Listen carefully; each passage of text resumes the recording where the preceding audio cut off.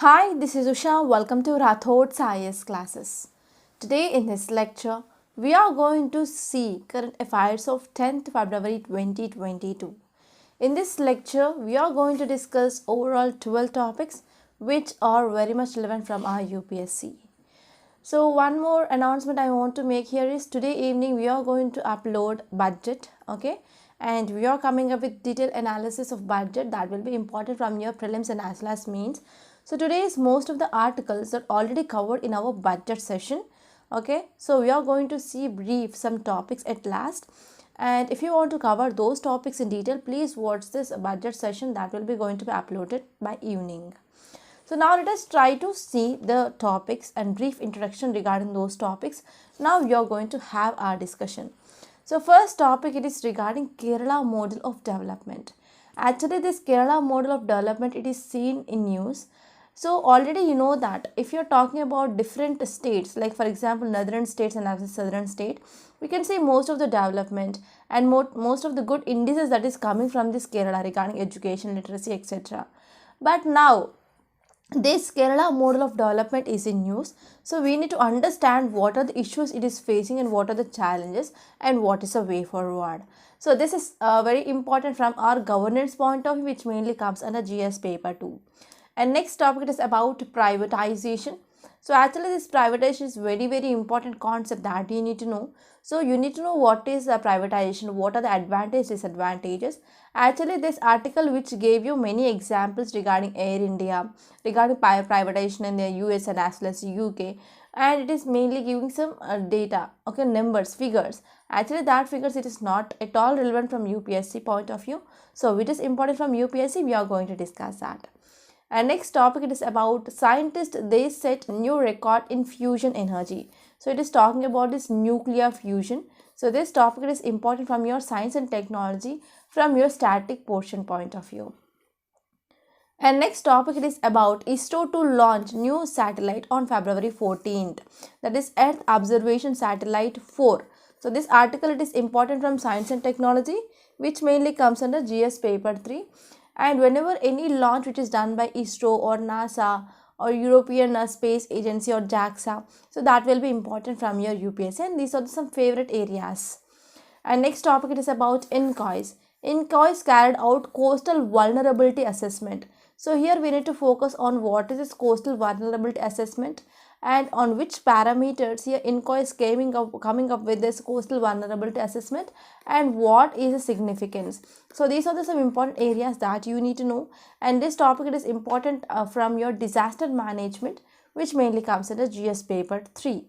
And next topic, it is about India bans drone import to help domestic sector. So in recent budget also, our finance minister talked about this Krishi drones, okay.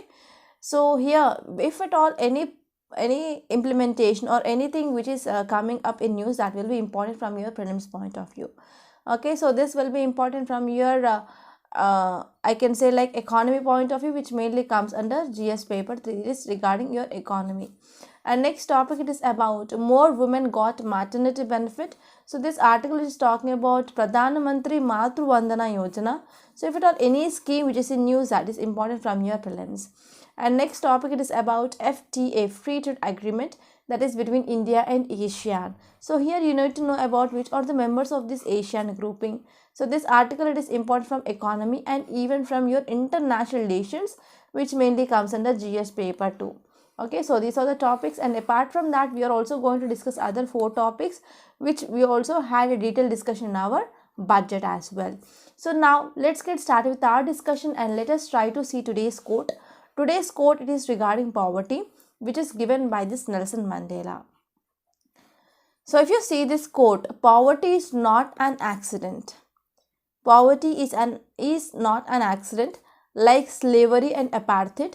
It is man-made and can be removed by the actions of human beings. So whenever I am reading this quote, I will be getting one movie into my memory, that is KGF. I think you might have already watched this KGF movie, right? So in that movie, hero says one dialogue like borning in a poor family, it is not my mistake. So whenever during my death, if I am in a poor situation, it is my mistake.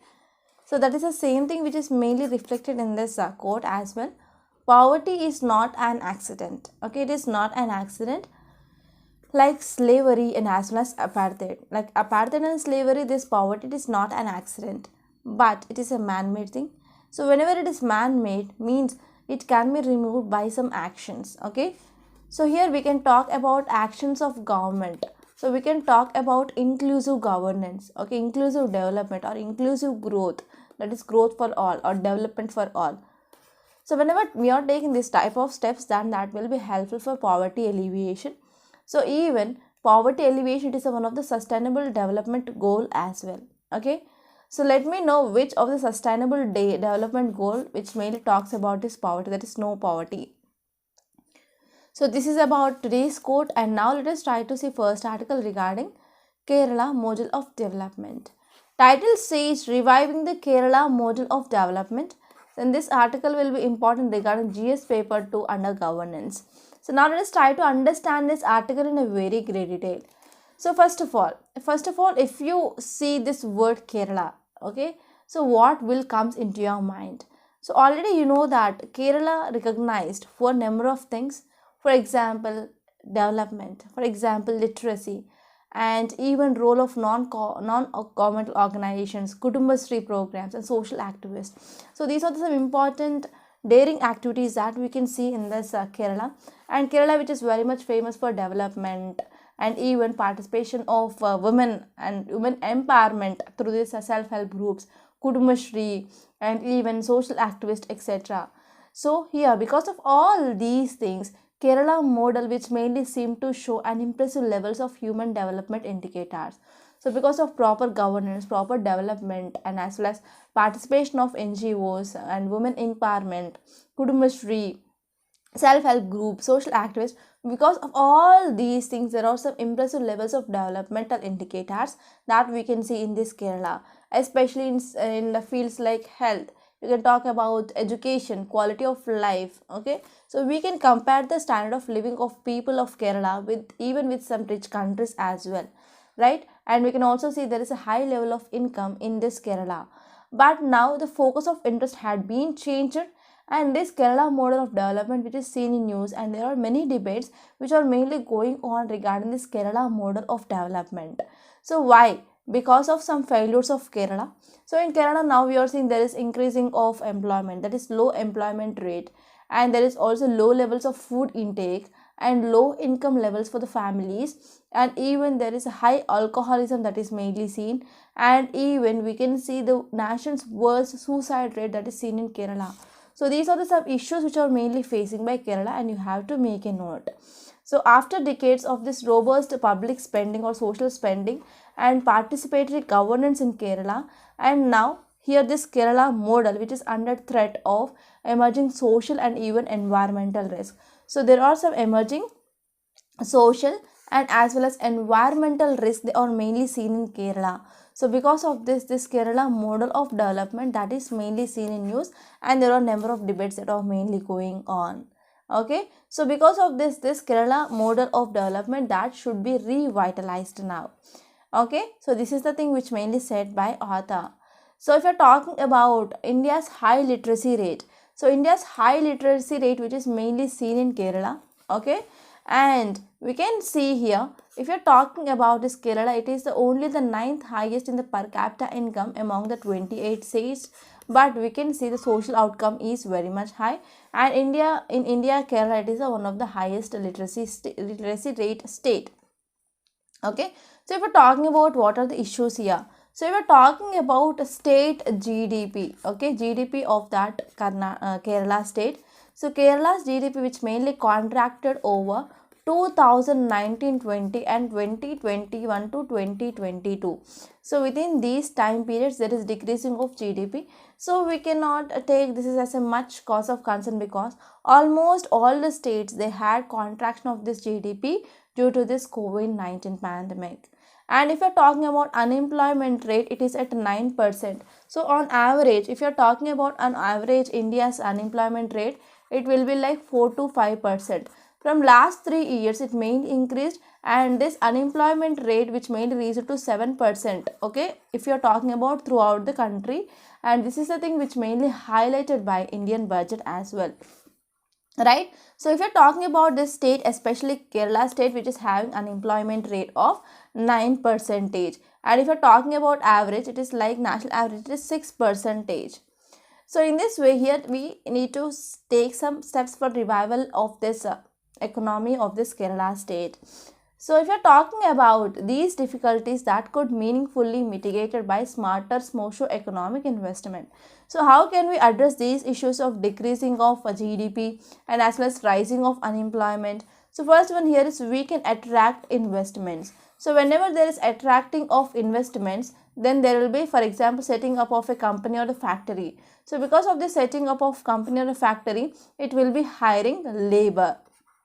Okay, so labor from that state, and this labor who are working in that factory, they will be getting some income as salary, right? So with that income, they will be going into the market and they will be placing orders for the goods and services that will help for increasing of production. So this is one of the vicious cycle. So whenever we are increasing investment, that will be helpful for revival of our economy, and we need to also focus on attention on good governance as well. So these are some important and smarter steps that can be taken for economic revival. And also we can see like Kerala can develop knowledge economy, right? And it can focus on higher education, and it can also focus on vocational training. So whenever the training it is given and whenever it is focusing on the skill development, then that will be also helpful for overall economy. And even it can be focused on this tourism and as well as hospitality services as well. So whenever it is focusing on these areas, that will be helpful for employment rate, increasing of employment rate, and finally that will leads to increasing of income of people. And if you're talking about what can be the interventions that can be taken, so first one is they need to give the priority for the basic education rather than higher education. And next one is they can also focus on education in some areas like marine biology. So here we can talk about seaweed cultivation. So now there is increasing of cultivation of seaweeds, and it is also one of the economical activity that we can see that will increases the income of farmers as well. And we can also focus on this healthcare and digital technology. So why digital technology? Even our budget said that RBI is going to come up with this digital currency. So because of this, there is a wide range of scope in this digital technology as well.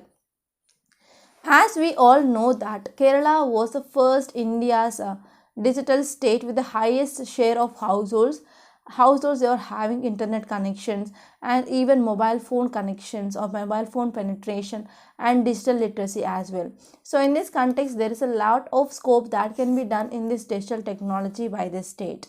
Okay, and even not only this digital technology, even India's applications like, for example, eSanjeevani, telemedicine portal, and even there are many applications which are mainly focusing on providing some psychosocial support, especially for the patients who are suffering from this COVID-19 and after this COVID-19 effects as well.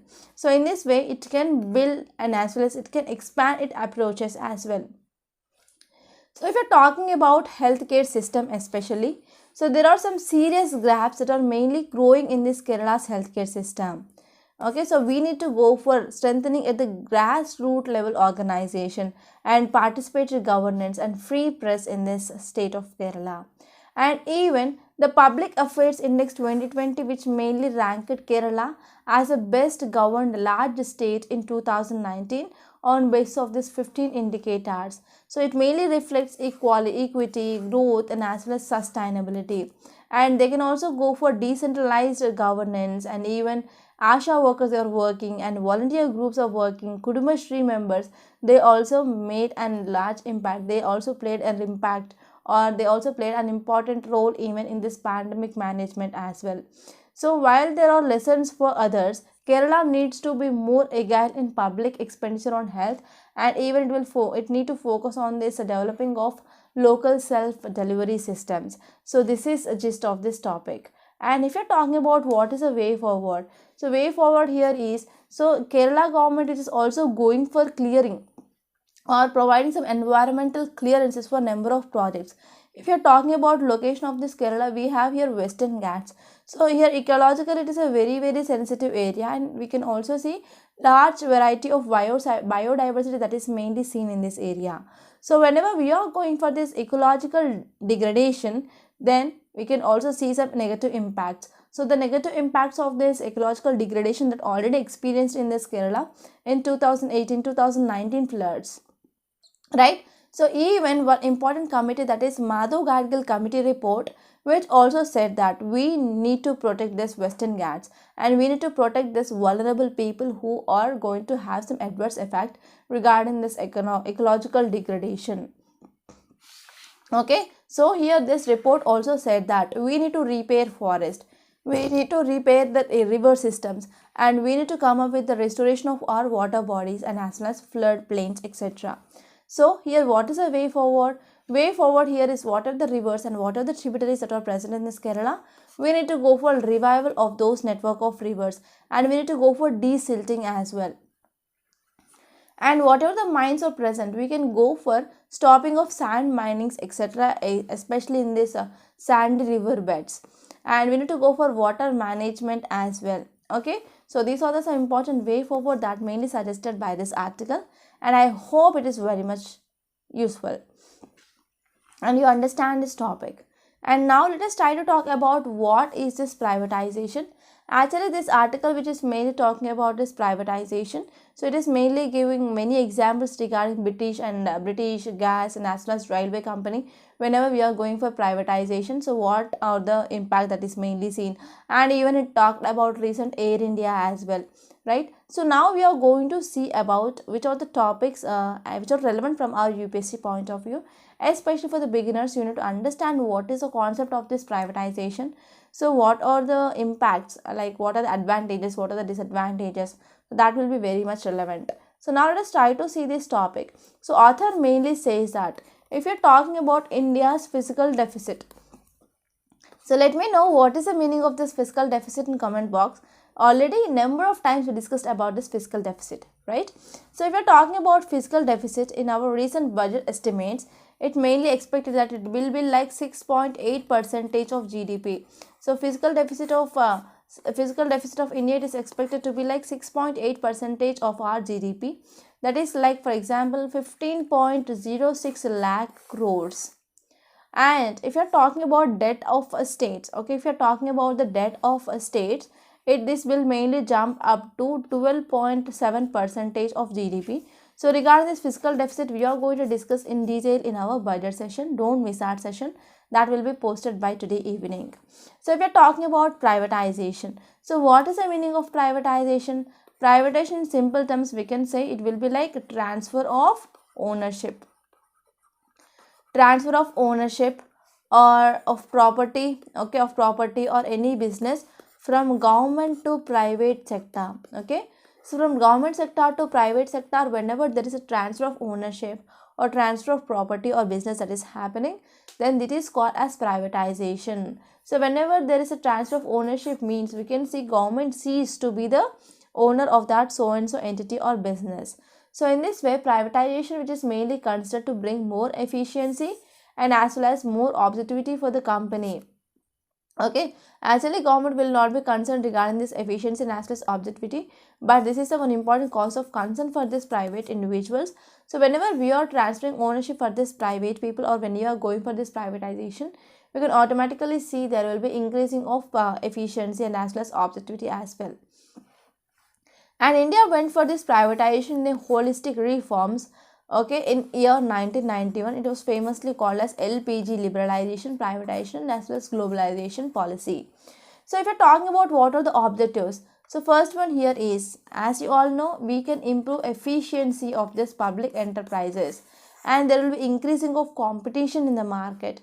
So because of this increasing of competition, then that will be leading to competitive efficiency as well, and that will be also helpful for generating of resources, that will be helpful to decrease the physical deficit.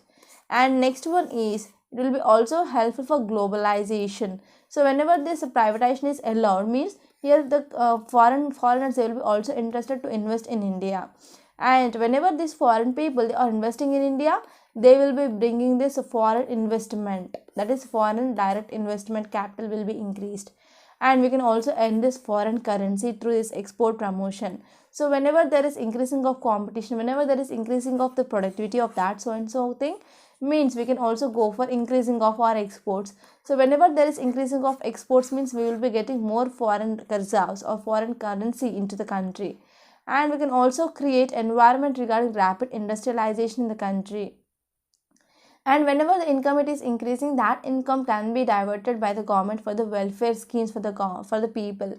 And also it will be very much helpful for even freeing of government from these loss making companies. And finally it will further promotes market dynamism, and it is one of the integral economic values of demand and supply in the market. So these are the some important objectives of this privatization.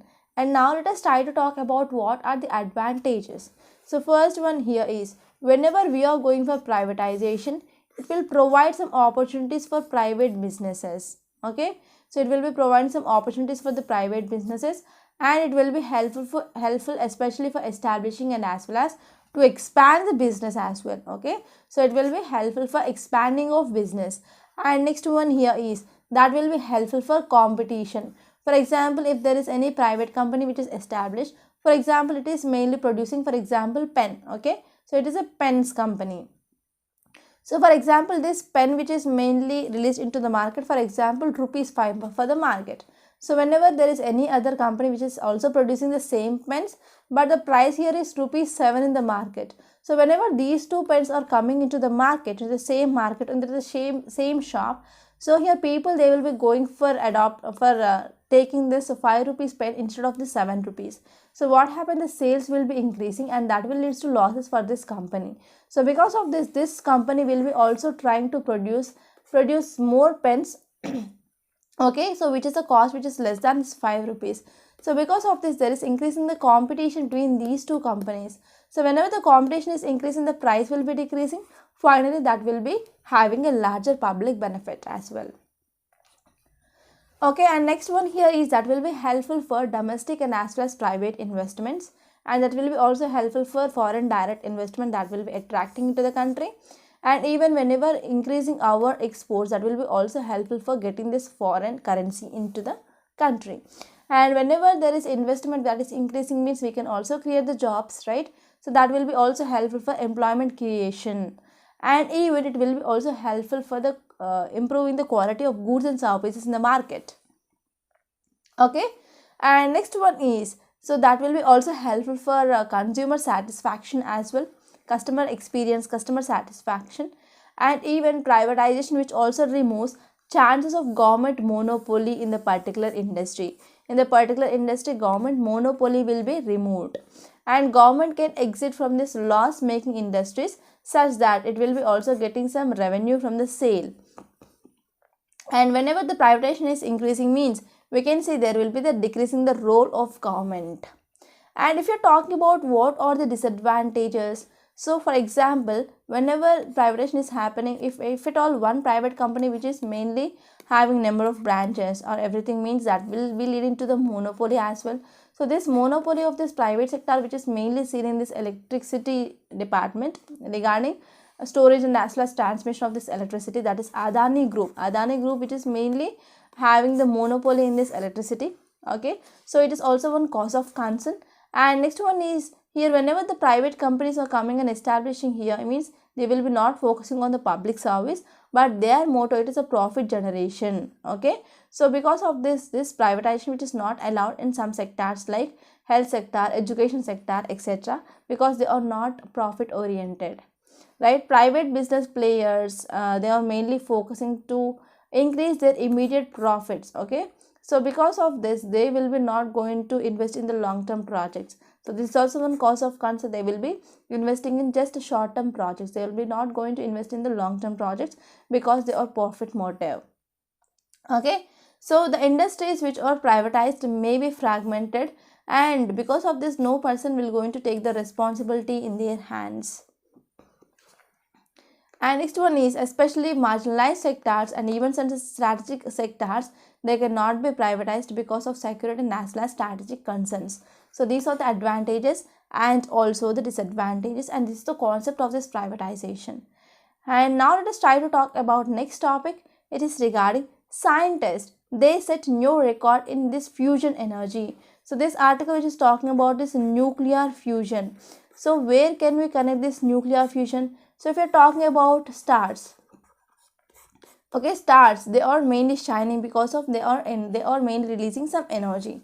And even sun it is also having this solar energy, right? So where they are getting this huge amount of energy, that is mainly through this nuclear fusion. Okay, so because of this nuclear fusion reaction, so these bodies, these celestial bodies like sun and as well as stars, they are mainly generating that energy, right? So now let us try to talk about this topic in a very great detail. So this topic, it is important from your science and technology point of view, which mainly comes under your GS paper 3, and this topic, it is important from your prelims, not from your mains.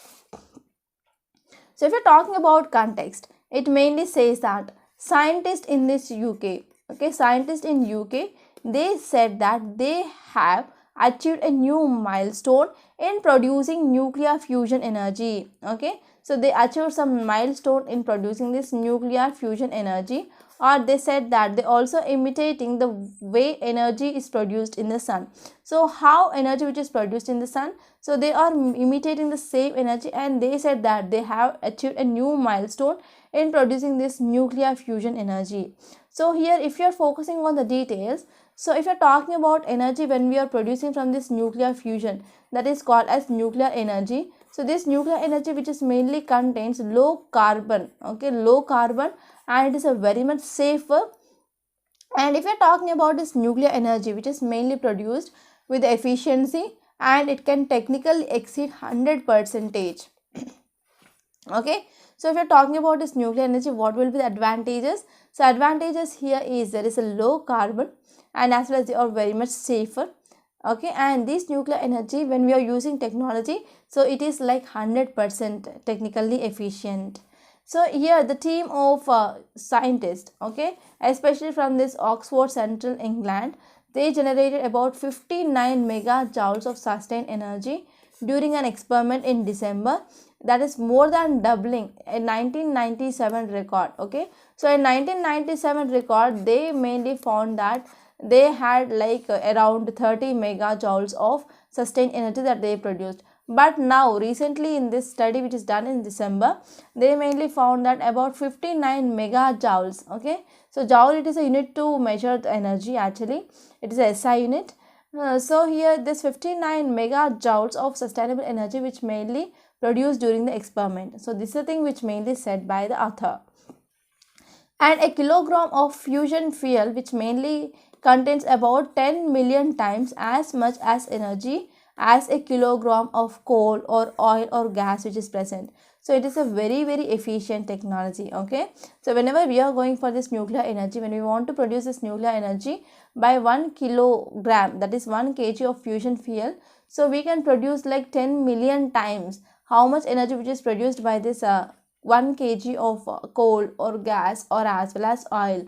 So this energy was produced in a machine, and that machine is called as tokamak. Okay, tokamak, it is a donut shaped apparatus. So this is apparatus, so this is like a donut shape, it will be like a donut shape, right? So here we have center solenoid is present, and this equipment which is mainly having this magnetic field, and as well as is having some field coils, and we'll be having some magnetic field, that is helical magnetic field, and even a tornadial magnetic field, and even electric current that is mainly trapped here. Okay, so this is that equipment, this is that equipment, that is tokamak. So if you are talking about process how this energy which is mainly produced, so they are taking this deuterium or tritium. Okay, so actually these are high isotopes of hydrogen, that is H11, H21, H31. Okay, so these are some isotopes of hydrogen. So this is deuterium and as well as tritium. So tritium and deuterium, they are isotopes of hydrogen, and they are heated at a temperature that is 10 times hotter than the center of the sun. Okay, and after that they mainly placed using the semiconductor magnets. Okay, and it is mainly spin around, and later on it will be producing a lot of amount of energy. So here we have deuterium and here we have tritium, and whenever we are mainly heating them and whenever we are mainly fusing them. So fusion means nothing but whenever the two atoms are mainly combined to each other, and they will be releasing the energy. Along with the energy, they will be releasing helium and as well as neutron. You can see this diagram and you can represent this diagram in your answers as well. So if you're talking about some facts regarding this nuclear fusion, so nuclear fusion is nothing but whenever the lighter atoms they combine to form a heavier atom, okay, and that will be releasing some energy. So this is called as nuclear fusion energy, and this process, which is mainly seen in suns and as well as stars, and by using this process they are generating lot of amount of heat and as well as light. Okay, on earth we can achieve this energy by combining the two isotopes of hydrogen and as well hydrogen. They include, for example, tritium and as well as deuterium. Okay, so this is gist of this topic and I hope it is very much clear. Now let us try to see next topic. Title says ISRO to launch new satellite on February 14. So this article, which is mainly talking about this Earth Observation Satellite 04. So this topic, it is very much relevant from our prelims point of view. So now let us have a discussion. Okay, so if you're talking about context, it mainly says that after a rather muted 2021, now ISRO, it is all set for its first launch of 2022 next week. So here in this 2022, we are going to have our first launch, that is Earth Observation Satellite 04. So here if you're talking about details, it mainly says that ISRO plans to place into orbit our Earth Observation Satellite 04 by using this PSLV, that is Polar Satellite Launch Vehicle. So here actually it will be the first launch of our new ISRO chairman, that is Somanath. So here ISRO also plans to place about 1170 kgs of this EOS-04 in sun synchronous polar orbit. So if you're talking and if you see your base, you will be having different orbits. Okay, so like low earth orbits, medium earth orbits, high earth orbits, solar sun synchronous orbit, polar orbit, like that. So you have to know a small minimum knowledge regarding this orbits. Already we discussed that topic number of times, and please go back and please revise that topic. So if we're talking about some facts regarding this this Earth Observation Satellite 04, it is a radar imaging satellite. Actually this satellite, which is mainly designed to provide high quality images. It is mainly designed to provide high quality images under all weather conditions. Under all weather conditions, it is mainly designed to provide high quality images, right? And it can take some images regarding agriculture, forestry, plantations, and can also take pictures regarding soil moisture, hydrology, flood mapping, etc. And the important mission it is made to carry along with this EOS-04, it is also going to carry about 2 small satellites, okay, as co-passengers, and also a student satellite. So those satellites, of first one is Inspired Sat-1. It is from Indian Institute of Space and Technology. And next one here, it is INS-2TD from ISRO. Okay, so these are the 2 satellites. And if you're talking about some important facts regarding this Earth Observation Satellites, so which are the previous Earth Observation Satellites were launched by ISRO?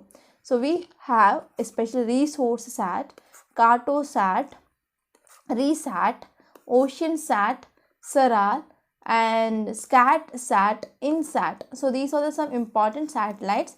They are mainly Earth Observation Satellite. So in satellites we will be having a remote sensing satellite, we have Earth Observation Satellite. So let me know what is the difference between these remote sensing satellites and as well as Earth Observation Satellite. So now let us try to talk about some facts regarding this Polar Satellite Launch Vehicle. So this Polar Satellite Launch Vehicle, it is a 3rd generation launch vehicle of India, and it is mainly having a 4 stage. Okay, we have liquid, solid stage. Okay, so it is a 4 stage launch vehicle with the first and as well as third, this first one and the third one will be having the solid rocket motors, and the second one and this fourth one will be having this liquid rocket engines. So for the first this is the first Indian launch vehicle. So this have liquid stages. In GSLV we have cryogenic. Okay, so next topic is about INCOIS. INCOIS carried out coastal vulnerability assessment.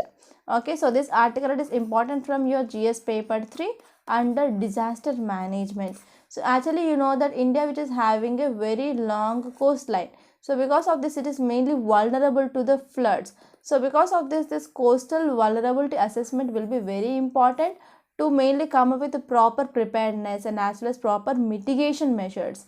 So if we're talking about context, it mainly says that INCOIS, Indian National Center for Ocean Information Services, which mainly carried out this coastal vulnerability assessment. Okay, so INCOIS mainly came up with this coastal vulnerability assessment for entire Indian coast as a state's level to bring out atlas comprising about 156 maps. Okay, so recently INCOIS came up with this coastal vulnerability assessment for entire Indian coast, okay, at the state level, and it is also trying to bring out atlas. Okay, so this atlas mainly comprising of about 156 map. Okay, 156 maps. So if we're talking about further more details, it mainly says that, so under this coastal vulnerability index, it also delineated that Gujarat's 124 coastal kilometers is going to be affected. Okay, about 124 kilometers of this coastal area of Gujarat is going to be affected, and in Maharashtra it is 11 kilometers, and Karnataka and Goa it is like 48 kilometers, and Kerala 15 kilometers they are in danger, and Tamil Nadu it is like 65 kilometers, Andhra Pradesh is 6 kilometers, Odisha 37 kilometers, West Bengal 49 kilometers, Lakshadweep it is like 1 kilometer, and Andaman it is like 24 kilometers, and Nicobar it is like 8 kilometers. So these are the some areas which are in danger. So if we are talking about what will be the impact of sea level rise, so already you know that there is increasing of climate change, and we are seeing environmental degradation is happening. So because of this climate change, what happened, we can see there is some negative impact that is seen. So because of this increasing of global temperature, especially this glaciers, and as well as we can see this polar region, so Antarctica which mainly started melting. So because of this, all the oceans and seas are present on the world, they are interconnected. That means one area there is increase in the sea level rise means that the water will be flowing because of currents. For example, winds are there, planetary winds, local winds, and even we can see like oceanic water currents, like warm water currents and as well as cold currents. So because of this movements of these winds and currents, the water will be transmuted. So because of this, in one area whenever there is a sea level rise is happening, so it will be having impact on another area as well.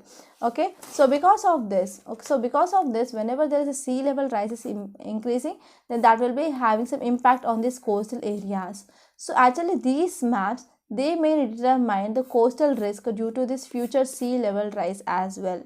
Okay, so they mainly came up with this future risk of sea level rise based on the physical and as well as geological pattern. Okay, it's mainly based on physical and as well as geological parameters.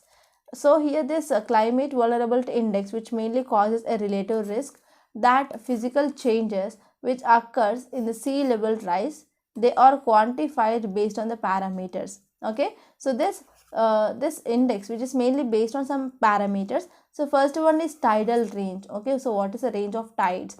Tide is nothing but fall and rise of the water level is called as tide, and even wave height. Okay, so this will be the wave height.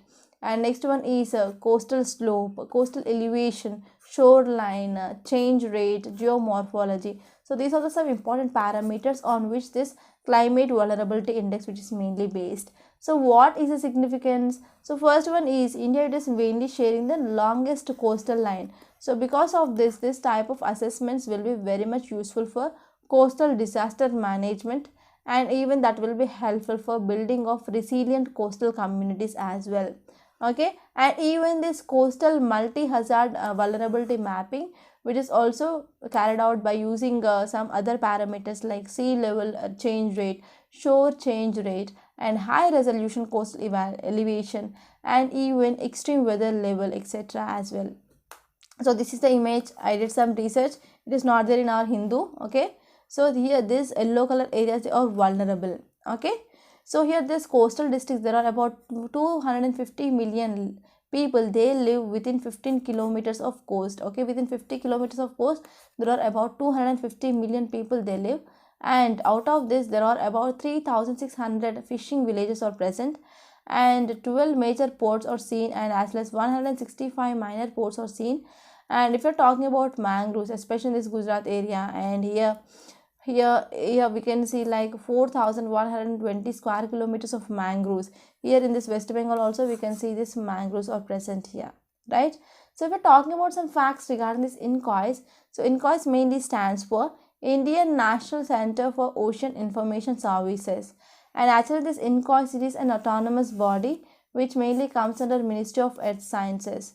And here this INCOIS has been issuing alerts on potential fishing zone, ocean state forecast, tsunami early warning, storm surge early warning, high wave alerts, etc. as well. And here this INCOIS, which mainly works through a dedicated ocean modeling, and as it works mainly regarding this observations, computation facilities, and as well as marine data center. So these are the some important facts regarding this INCOIS. And now let us try to see next topic. It is regarding drone import ban. So title says that India bans drone import to help domestic sector. To help domestic sector, India mainly came up with this banning of the drone import. So if you see here, if you see the context, it mainly says that government mainly banned import of drones with immediate effect. Okay, with the immediate effect, that means immediately they said that they are going to ban this import of this drone. So except for research and development and for defense and security purposes, the government said that they are going to ban the import of these drones.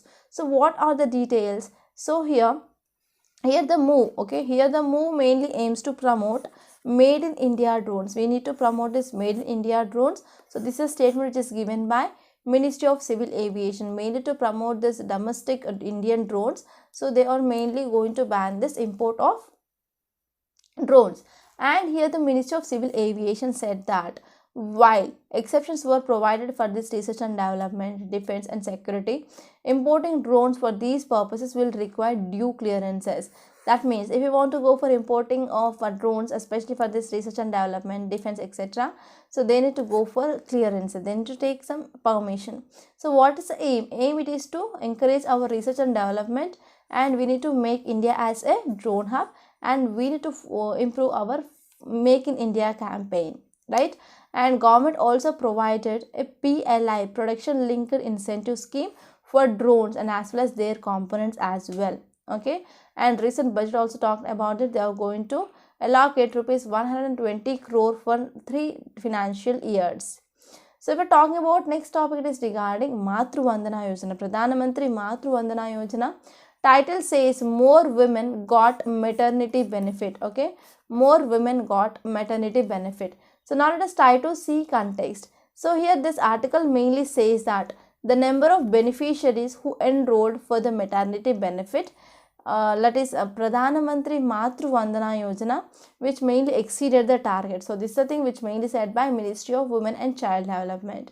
So if you're talking about details, it mainly says that under this Pradhan Mantri Matru Vandana Yojana scheme, which mainly announced by our Prime Minister, it is mainly announced in year 2016.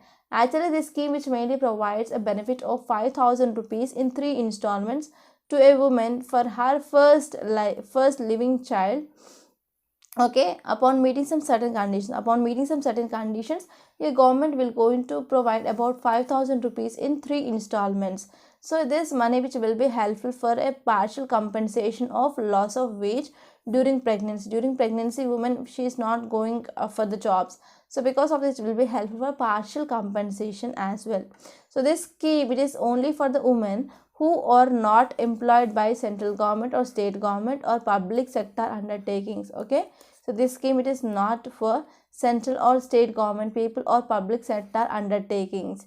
And it also clubbed even Janani Suraksha Yojana scheme, and this Janani Suraksha Yojana scheme which mainly provides 1,000 rupees for institutional births. Okay, and now because of this inclusion, now here mothers will going to get like 6,000 rupees as maternity benefit. So we are talking about what is a criticism. The scheme has been criticized for underfunding. So even in the recent budget, there is decreasing of funding that is mainly seen. Okay, and activist also says that this scheme it is illegal because it mainly violates this National Food Security Act of 2013. Okay, so under this National Food Security Act, mothers, okay, which it mainly says that all mothers and not just the mothers of a first living child should get this maternity benefit. Okay, so all the mothers, all the pregnant women people, they need to get this, not only the first child. Okay, so now let us try to see next topic. It is regarding FTA, free trade agreement between India and ASEAN. So this article is important from your economy point of view. So if you see context, it mainly says that India is in discussion with the 10 nation bloc, that is ASEAN, for initiating and as well as review of this FTA, free trade agreement in goods between the two regions, and to seek more market access for these domestic products. Okay, so India, which is mainly focusing on this FTA with this 10 nation bloc, that is ASEAN, and as well as they review this FTA, okay, free trade agreement in goods, and even they said that they are going to have some market access for these domestic products as well. So if you're talking about details, it mainly says that if you're talking about some details regarding this FTA, so you need to understand what is the meaning of FTA.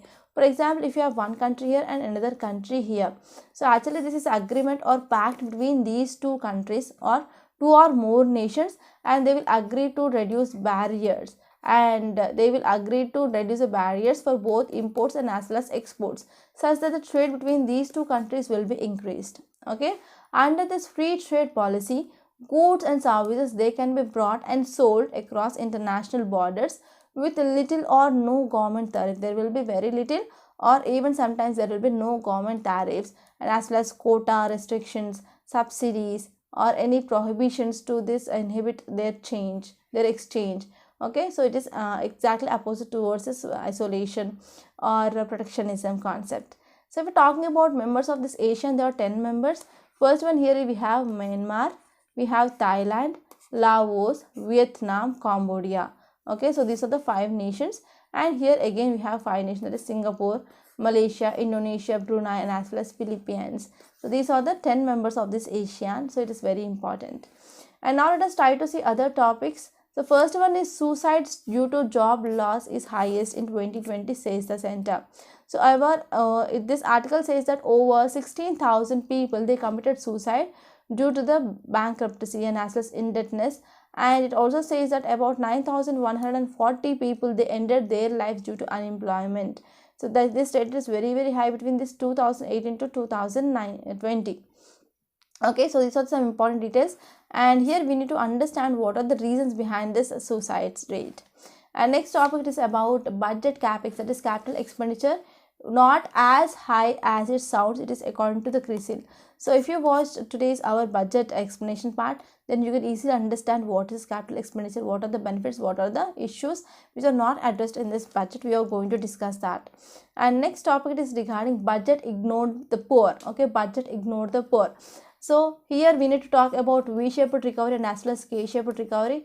So that will be discussed in the introduction of the budget. So after seeing that, then you can easily understand about what is this article talking about. And next topic, it is about experts stress on awareness for safer digital economy. So actually now recently in the budget, your finance minister announced that RBI is going to come up with this digital currency. Okay, before that come into picture, so what are the issues that are present, we need to address that. So this is about this topic, and these 4 articles, the explanation will be there in our today's budget session.